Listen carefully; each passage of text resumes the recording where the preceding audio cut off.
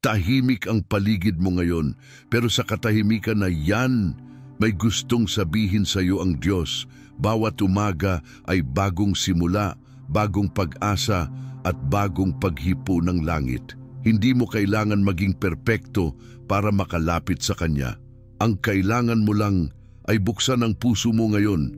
Sa kinaumagahan ay diringgin mo ang aking tinig. Sa kinaumagahan ay aayusin ko sa iyo ang aking dalangin at magbabantay ako. Awit 5:3. Ang salita ng Diyos ay buhay at sa sandaling ito may gustong baguhin ng Panginoon sa loob mo.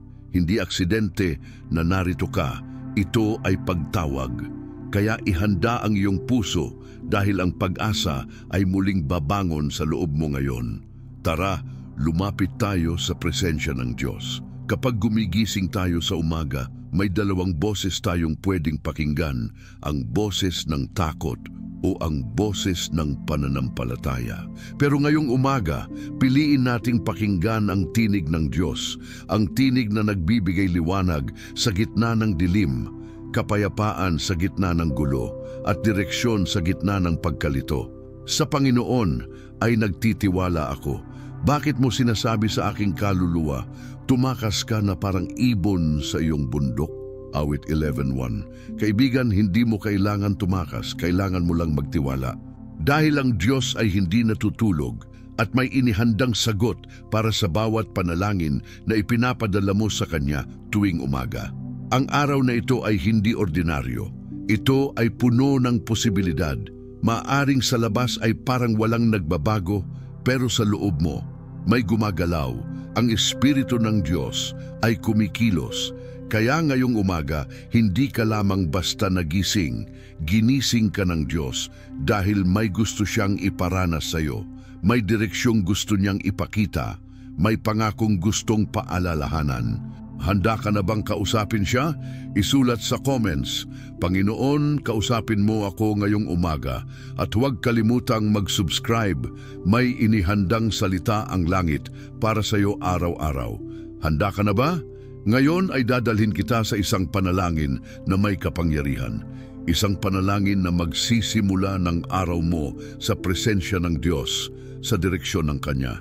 Pumikit ka ng sandali, huminga ng malalim. Sa puso mo ay buksan ang isang lugar kung saan tahimik mong iaabot ang iyong mga dalangin at sasabihin mo, Panginoon, pakitunguhan mo po ako dahil ang Kanya ay narito. Sa kinaumagahan ay diringgin mo ang aking tinig.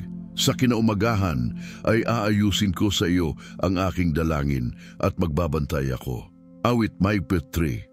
Ngayong umaga, hinihikayat ka ng Diyos na gumawa ng hakbang ng pananampalataya.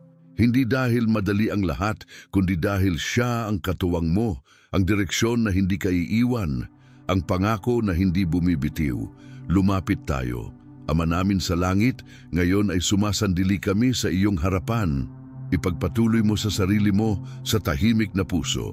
Nais naming simulan ang araw na may iyong gabay, na ang bawat hakbang ay may kahulugan, bawat hinga ay may pag-asa, bawat pagmulat ng mata ay bunga ng iyong awa. Panginoon, salamat po sa bagong araw, sa pagsikat ng umaga, sa pagkakataong ito na umiiral kami sa iyong presensya. Tinatawagan po namin ang iyong pangalan at inaabot ang aming mga kamay para sa iyong pagkilos sa aming buhay. Itaas mo po sa amin ang kanyang liwanag, na ang bawat landas na aming tatahakin ay may tanda ng iyong gabay. Gawin mong malinaw sa amin ang direksyong nais mong ipakita. Kung saan man kami papasok, ikaw ang aming ilaw. Kung saan man kami humakbang, ikaw ang aming lakas. Panginoon, sa araw na ito, naglalahad kami ng aming puso sa iyo. Inihahain namin ang aming mga pangarap, ang aming mga hangarin, ang aming mga takot, pero higit sa lahat, inaabot namin ang aming tiwala sa iyo, sapagkat alam naming ang iyong pangako ay totoo, hindi nakabase sa paningin, kundi sa pagpapahayag ng iyong salita. Sapagkat ang pag-ibig ng Panginoon ay hindi natatapos, ang kanyang habag ay hindi nauubos. Ito ay bagong-bago tuwing umaga, dakila ang iyong katapatan. Jeremiah 29:13, adaptado sa Tagalog. Kami po ay tumingin sa iyo ngayon bilang ang aming pinanggagalingan ng biyaya, ang aming tiwala sa umaga ng bawat pagsubok, ang aming patnubay sa bawat desisyon. Ngayon, Panginoon, ipaaabot mo po sa amin ang iyong kapayapaan, hindi ang kapayapaan na nawawala sa unos, kundi ang kapayapaang nagmumula sa iyo. Pinapatigil mo po ang bagyo sa loob namin at inilalagay mo ang pahingahan ng aming kaluluwa sa iyong bisig. Pinawi mo ang mga agam-agamin at pinalitan ng katiyakan. Ako'y kasama mo. At sa iyong pag-ako namin ng araw na ito, kami ay nasa landas ng iyong pananaw, hindi lamang sa aming kahulugan. Sa bawat daliri na kumikilos ngayon, sa bawat salita na lalabas mula sa bibig namin, gamitin mo po ito, Diyos, para sa iyong kaluwalhatian at sa kapakinabangan ng kanyang kaharian. Hinihiling namin, hindi lang para sa aming sarili, kundi para sa mga kasama namin, sa aming bahay, sa aming komunidad, na tanggapin nila ang direksyon na dala ng iyong Espiritu. Tulungan mo po kami na maging daluyan ng iyong pagmamahal, maging instrumento ng iyong tala sa dilim, maging tagapaghatid ng iyong pag-asa sa sinumang makasalamuhan namin ngayon. Panginoon, pinipili namin ang pananampalataya sa halip na pangamba. Pinipili namin ang paglakad kasama mo sa halip na pag-iisa. Anuman ang paglabas ng araw, kami ay umaasa sa iyo. Anuman ang bumalik sa gabi, kami ay pinagkakalooban ng iyong kapahingahan. Kailangan namin ang iyong direksyon tuwing umaga at ngayon naman ay ipinapahayag namin na kami ay bukas sa iyong tinig, handang tumugon. Mapalad ang taong nagsisikap sa iyong utos, o Panginoon, ikaw ang kanyang kalugod-lugod sa buong puso. Awit 119:2, adaptado. Hayaang magsimula ang araw sa iyong presensya at hayaang maging makulay ang bawat sandali dahil sa iyo. Ngayong oras, ginagawa kong hudyat sa aking puso at sa iyo na nanunood. Ihahanda natin ang sarili para sa isang mas malalim na sandali. Sandali ng pakikipag-usap sa Diyos na tutugon, sandali ng panalangin ng umaga na magpapabago sa iyong araw, sandali na magdadala sa iyo sa bagong direksyon, sa bagong pag-asa, sa bagong pagkilala. Huwag mong bulagin ang sarili sa default na buhay. Hinahayaan mo ang Diyos na baguhin ang agos ng araw mo. Isulat mo naman sa comment kahit isang salita lang, pinili ko ang Diyos ngayong umaga.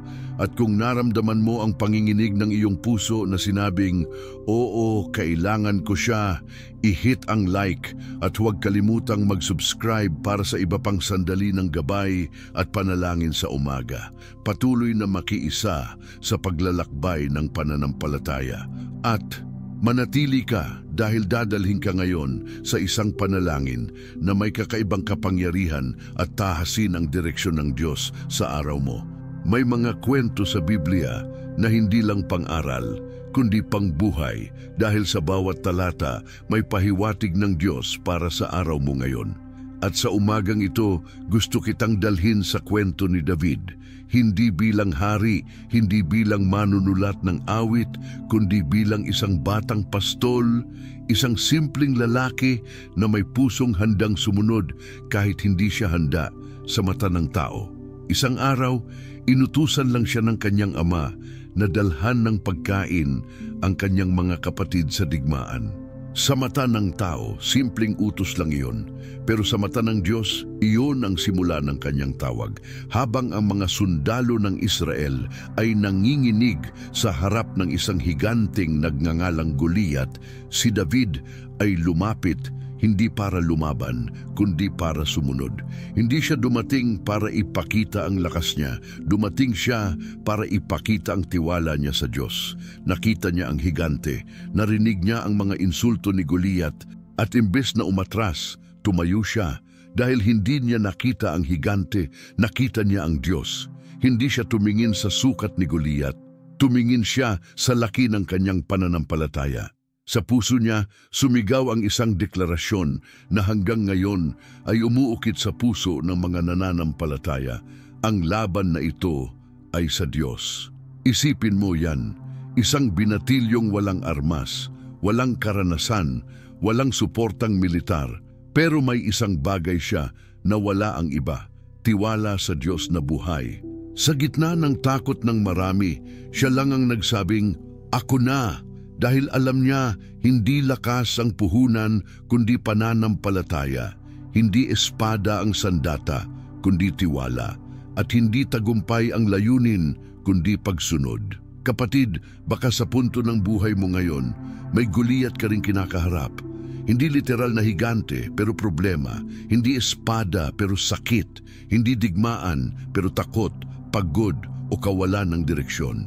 Maaring may isang hamon sa harap mo na iniisip mong, "Hindi ko kaya."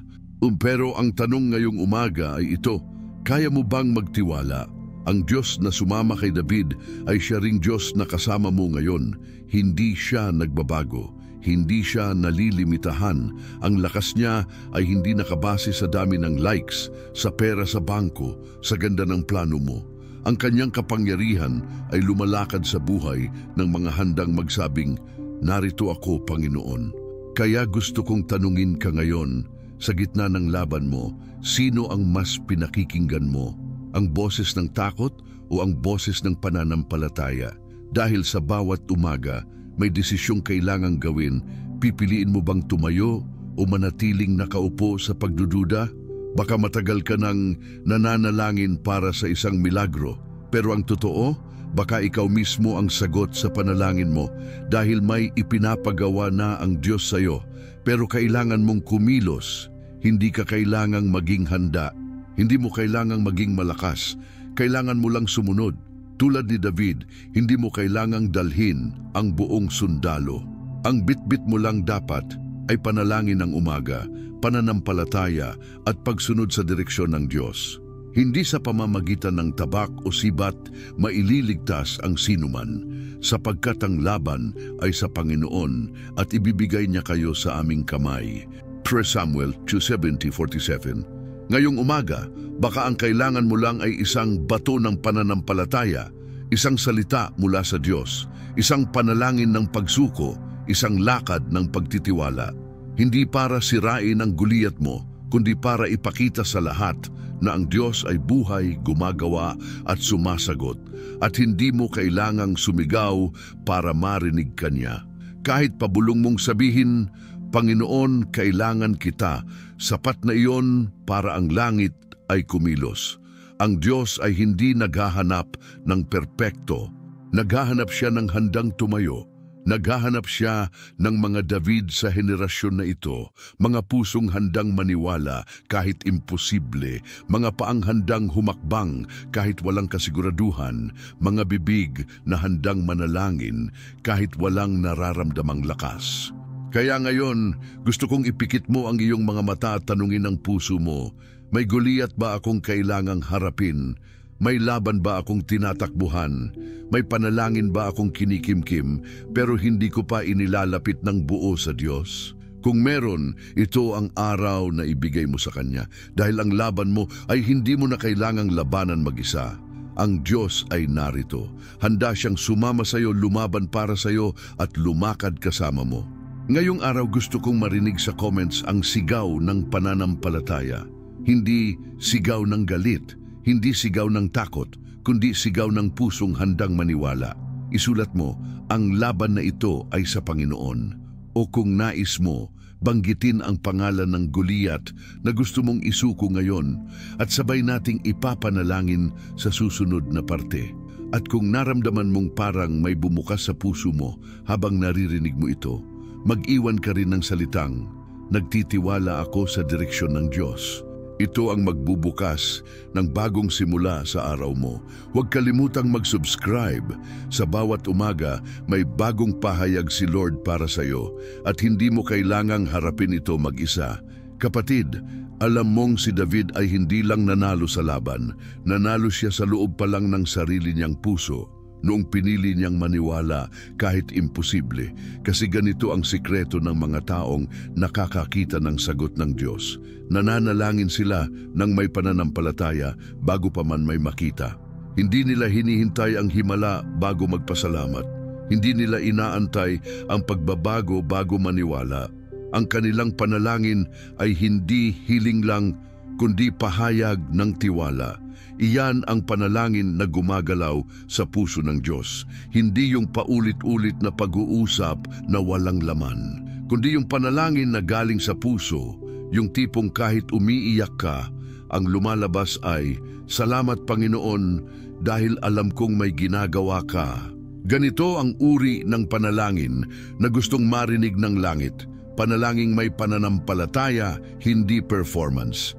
Minsan iniisip natin, kailangan mahabang panalangin, malalim na salita, marami tayong alam na bersikulo. Pero ang totoo, ang Diyos ay tumitingin hindi sa ganda ng panalangin, kundi sa tibay ng paniniwala mo habang nananalangin. Kaya kahit simpleng salitang, "Panginoon, salamat po," basta mula sa puso mo, mas malakas pa yan kaysa sa libong salita na walang pananampalataya. Alam mo bang minsan, ang mga panalangin natin ay parang buto. Hindi mo agad makikita ang bunga. Pero sa bawat salamat, sa bawat nagtitiwala ako, sa bawat Panginoon, ikaw ang aking lakas, may itinatanim ka. At isang araw, kahit hindi mo alam kung kailan, sisibol yan. Bigla na lang may mangyayaring hindi mo inaasahan. May darating na biyaya, may tatawag, may magbubukas na pinto. Bakit? Dahil hindi mo hinayaan na mamatay ang panalangin mo. Hindi mo ba napansin, yung mga panahong akala mong hindi naririnig ang dasal mo, yun pala yung panahong pinakamaraming nangyayari sa likod ng eksena. Habang natutulog ka, may iniikot ang Diyos para sa'yo. Habang umiiyak ka, may inaayos siya para hindi mo na ulit danasin ang parehong sakit. Habang tahimik ang langit, nagtatagpi-tagpi na siya ng mga pirasong hindi mo maintindihan. Ang kailangan mo lang gawin ay huwag bitawan ang panalangin mo. Hawakan mo ang pananampalataya mo tulad ng paghawak ni David sa kanyang tirador. Hawakan mo ito na parang armas. Dahil ang totoo, ito ang pinakamakapangyarihang sandata mo. Hindi mo kailangan lumaban sa paraang alam ng mundo. Ang labang ito ay hindi sa pamamagitan ng lakas. Ito ay laban ng pananalig. May isang bahagi ng Biblia sa Hebreo 11:1 na nagsasabi, "Ang pananampalataya ay katiyakan sa mga bagay na inaasahan at katunayan ng mga bagay na hindi nakikita." Kapag nananalangin ka tuwing umaga, kahit wala pang sagot, kahit pareho pa rin ang sitwasyon, kahit tila walang pagbabago, tandaan mong ang pananampalataya mo ay nagsasalita ng mas malakas kaysa sa mga mata mo. At minsan, kailangan mo lang ulitin sa sarili mo, "Hindi ko nakikita, pero alam kong may ginagawa ang Diyos." Kasi hindi lahat ng kilos niya ay kailangan mong maintindihan para maniwala ka. Ang tunay na pananampalataya ay naniniwala bago pa may ebidensya. Ang tunay na panalangin ay umaabot sa langit kahit wala pang sagot sa lupa. Gusto ko ngayong umaga, hayaan mong bumalik ang init sa panalangin mo. Baka naging mechanical na lang, parang ritual na walang damdamin. Baka minsan sinasabi mo na lang dahil nakasanayan, hindi na dahil naniniwala. Pero ngayon, ang Diyos ay kumakatok sa puso mo at sinasabing, "Anak, gusto ko ulit marinig ang panalangin mong totoo, yung panalangin hindi scripted, yung panalangin may puso." Hindi mo kailangan magkunwari sa Diyos. Alam niya ang tunay mong pinagdadaanan, pero gusto niyang marinig mo sa sarili mong bibig ang tiwala mo sa Kanya. Gusto niyang ipagsigawan mong, "Panginoon, kahit mahirap, nagtitiwala pa rin ako." At sa panahong iyon, dun mo mararamdaman ang tunay na presensya niya. Ngayong umaga, panibagong simula ito. Gawin mong sandaling ito bilang oras ng pagbabalik. Ibalik mo ang sigla sa panalangin mo. Ibalik mo ang apoy ng pananampalataya mo. Ibalik mo ang pagtitiwala sa direksyon ng Diyos. Dahil kahit anong tagal ng paghihintay mo, isang sagot lang mula sa langit ang kailangan para magbago ang lahat. At huwag mong kalimutan, minsan ang sagot ng Diyos ay hindi laging oo, pero laging ito ay mas mabuti. Hindi niya laging binibigay ang gusto mo, kasi ibinibigay niya ang higit sa kaya mong isipin. Kaya minsan, kailangan mong ipikit ang mata at sabihin, "Panginoon, hindi ko maintindihan, pero nagtitiwala ako sa plano mo. Kasi sa huli, hindi yung plano mo ang magliligtas sa'yo, kundi yung pagsunod mo sa plano niya.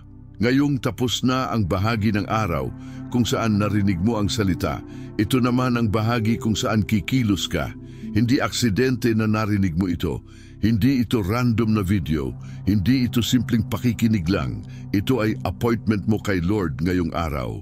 At kung nararamdaman mong parang may bumukas sa puso mo habang naririnig mo ito, hayaan mong ma-activate ang pananampalataya mo sa pamamagitan ng gawa. Sa comments, isulat mo, Panginoon, ibinabalik ko ang apoy ng aking panalangin. O kung gusto mong umabot pa sa mas malalim, sabihin mo, Diyos ko, turuan mo akong magtiwala muli. Ang bawat salita mong iyan ay tinatanggap sa langit bilang declaration ng iyong pananampalataya. At kung sa tingin mo may isa pang tao na kailangang makarinig nito, ipasa mo sa kanya. Huwag mong itago ang salita, ipasa mo ang apoy. Mag-subscribe ka ngayon para araw-araw makasama ka namin sa panalangin ganito. Hindi lang ito content, ito ay connection. Hindi lang ito video, ito ay pagkakataon para sa isang direksyon na mula sa Diyos. Sabihin mo sa puso mo ngayon, handa na akong sumunod. Dahil ang susunod na bahagi ay magbubukas ng mas malalim na pangunawa kung paano kikilos ang Diyos kapag ang puso mo ay ganap na nagtitiwala. Ngayong ibinalik mo na ang init ng panalangin mo, oras na para magsalita ng may kapangyarihan. Hindi yung basta salita lang, kundi deklarasyong may pananampalataya. Mga salitang hindi lang binibigkas, kundi ipinapahayag sa himpapawid dahil may bisa, may bigat at may basbas mula sa Diyos. Hindi ito mahika, kapatid. Ito ay pananampalatayang may laman. Kapag ang isang anak ng Diyos ay nagsimulang magsalita ng may tiwala, gumagalaw ang kalangitan. May espiritual na puwersang gumagalaw na hindi mo man makita sa pisikal, pero ramdam mo sa resulta. Kaya sa araw na ito, hindi lang tayo mananalangin. Magsasalita tayo ng katotohanan, magsasalita tayo ng tagumpay, magsasalita tayo ng direksyon, sapagkat ang sinabi sa Kawikaan 18:21, ang buhay at kamatayan ay nasa kapangyarihan ng dila. Kaya gamitin mo ang dila mo para buhayin ang araw mo. Hindi para ulitin ang problema, hindi para ikalat ang takot, kundi para ipahayag kung sino ka sa harap ng Diyos. Hindi base sa nararamdaman mo, kundi base sa sinabi ng salita ng Diyos tungkol sa iyo. Kapag sinabi ng mundo na wala kang mararating, sabihin mo, ako'y anak ng hari. Kapag sinabi ng kaaway na hindi mo kakayanin, sabihin mo, lahat ng bagay ay aking magagawa dahil kay Kristo na nagpapalakas sa akin. At kapag parang walang bukas, sabihin mo, ang Diyos ko ang magbibigay ng lahat ng aking kailangan. Hindi mo kailangan ng perpektong sitwasyon para magsimula. Kailangan mo lang ng pusong naniniwala.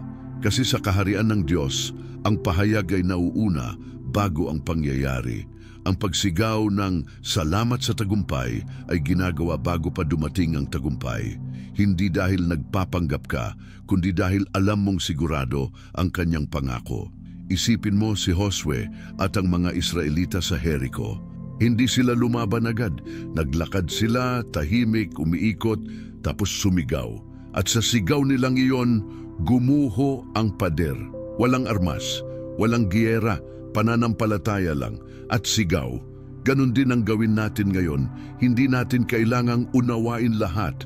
Kailangan lang nating sumunod, manampalataya, magsalita at maniwala. Kaya sa oras na ito, hayaan mong ang bibig mo ay maging kasangkapan ng langit, hindi para magreklamo, kundi para magpahayag. Sabihin mo sa sarili mo habang nanonood, ako ay pinagpala. Kahit may kulang pa, sabihin mo, ako'y tinutulungan ng Diyos. Kahit parang walang dumadating, sabihin mo, may ginagawa ang Panginoon sa buhay ko ngayon. Kahit tahimik pa ang paligid, dahil ang pananalig ay hindi humihintay ng senyales bago kumilos. Ang pananalig ang gumagawa ng senyales. At hindi ito tungkol sa feelings, kasi maraming beses na ang feelings mo ay kabaligtaran ng pangako. Pero hindi iyon ang basehan. Kapag sinabi ng Diyos na may gagawin siya, gagawin niya. Kapag ipinangako niya na hindi ka pababayaan, asahan mong kasama mo siya. Kahit anong pakiramdam mo, kahit anong nakikita mo, ang kailangan mo lang ay bitawan ng deklarasyon mo. Huwag kang matakot magsalita ng pananampalataya kahit wala pang nangyayari. Iyan ang paniniwalang ginagalang ng Diyos. Ang pananampalatayang hindi base sa ebidensya kundi base sa relasyon. Pananampalatayang hindi kumikilos dahil may nakikita kundi dahil may narinig at ang narinig mo ay salita ng Diyos. Ngayong umaga, gawin nating personal. Hindi mo ito pinapanood para sa ibang tao, para ito sa iyo, para sa puso mong nanghihina pero lumalaban. Para sa isipan mong puno ng tanong pero umaasa. Para sa espiritu mong gustong maniwala muli. Ito ang sandaling binigay ng Diyos para ipahayag mo sa kalangitan kung sino ka, kung sino siya sa buhay mo, at kung anong direksyon ang gusto mong tahakin. Kaya kapatid, sa loob ng ilang segundo, tumahimik ka sandali. Pumikit kung maaari. At sa pagitan ng paghinga mo, hayaan mong lumabas ang salita. Sabihin mo, Panginoon, naniniwala ako. Kahit hindi ko nakikita, nagtitiwala ako. At mula roon, magsimula kang magsalita. Sa sarili mong wika, sa sarili mong paraan, gamitin mo ang lakas ng panalangin ng umaga mo para simulan ang araw hindi sa pag-aalala, kundi sa pahayag. At pagkatapos mong sabihin sa Diyos kung sino siya sa buhay mo, sabihin mo rin kung sino ka dahil sa Kanya. Hindi ka talunan, hindi ka pabigat, hindi ka kalimot. Ikaw ay anak. Pinili, minarkahan ng langit, may layunin, may tagumpay na nakareserba at may direksyong hinihintay mong sundan. Ngayong umaga ang langit ay nakikinig, ang Diyos ay handang gumalaw, at ang salita mo ay hindi mawawalan ng kabuluhan. Dahil bawat salita mong may pananampalataya ay binibilang ng Diyos bilang handog. At wala siyang tinatanggihan na pusong buo ang tiwala sa Kanya. Kaya ngayon, kung naramdaman mong may binasag ang Diyos sa puso mo, kung naramdaman mong may kapayapaang dahan-dahang lumalatag sa loob mo, kung nararamdaman mong parang may liwanag na sumisikat kahit hindi pa tapos ang gabi, iyon ang presensya niya. Hindi mo man makita pero nararamdaman mo. Hindi mo man marinig pero alam mong nariyan siya. At kung handa ka nang gawin itong pahayag mo, ilagay mo sa comments ngayon. Sa pangalan ni Jesus, ipinapahayag ko ang tagumpay sa araw na ito. Pwede mo ring isulat ang personal mong deklarasyon. Ako'y pinagpapala. Ang pamilya ko'y poprotektahan ng Diyos. Hindi ako nag-iisa. Pili ka ng isa o gumawa ka ng sarili mong pahayag ng pananampalataya. Dahil sa bawat salitang inilalabas mo, may pinturing bumubukas. At kung gusto mong araw-araw may ganitong sandali, huwag kalimutang mag-subscribe. Magsama tayo sa bawat panalangin ng umaga, sa bawat paglalakad ng pananampalataya, sa bawat sagot ng langit na dumarating, kahit hindi natin alam kung kailan. Ngayon, huminga kang malalim dahil ang susunod na bahagi ay magpapalalim pa ng pag-unawa mo kung paano kumikilos ang Diyos sa mga handang maghintay, magtiwala at manindigan. Kaya ngayong oras, pagkatapos ng lahat ng panalangin, pahayag at salita ng pananampalataya, huminto ka sandali. Pakinggan mo ang katahimikan, hindi yung katahimikang walang laman, kundi yung katahimikan na puno ng presensya ng Diyos. Kasi sa presensya niya, wala kang kailangang patunayan, wala kang kailangang ipaglaban, hindi mo kailangang magpanggap. Sa presensya niya, sapat ka. Sa presensya niya, ligtas ka. Sa presensya niya, buo ka. Kapatid, ang Diyos ay hindi naghahanap ng perpektong Kristiyano. Hinahanap niya ang pusong tapat, ang pusong handang maniwala kahit nasasaktan, ang pusong marunong maghintay kahit matagal, ang pusong nananatiling kumakapit kahit hindi maintindihan ang nangyayari. Kasi sa totoo lang, hindi natin palaging kailangang maintindihan ang plano ng Diyos para sumunod. Kailangan lang nating magtiwala. At sa araw na ito, pinatunayan mong handa kang magtiwala. Hindi mo ito pinanood ng ganito kahaba dahil curious ka lang. Pinanood mo ito dahil may panawagan ang Diyos para sa puso mo. May gustong baguhin, may gustong itanim, may gustong paalalahanan. Kaya ngayon, hawakan mong mabuti ang salita na natanggap mo. Huwag mong hayaang manakaw ito ng duda. Huwag mong hayaang sirain ito ng takot. Huwag mong hayaang limutin ito ng dami ng ginagawa sa buhay. Kasi ganito ang buhay, mabilis. Maraming ingay, maraming panggulo. Pero kapag pinili mong simulan ang araw mo sa panalangin, sa presensya ng Diyos, sa direksyong galing sa langit, kahit gaano kaabala ang mundo, meron kang kapayapaang hindi kayang kunin ng kahit sino. Gusto kong malaman mo ito. Bawat panalangin mo kanina, narinig. Bawat salitang binitiwan mo, tinanggap. Bawat deklarasyong binigkas mo, ginagalang sa langit. At kahit wala pang nakikitang pagbabago sa paligid mo, may nagbago na sa loob mo. At yan ang simula ng himala.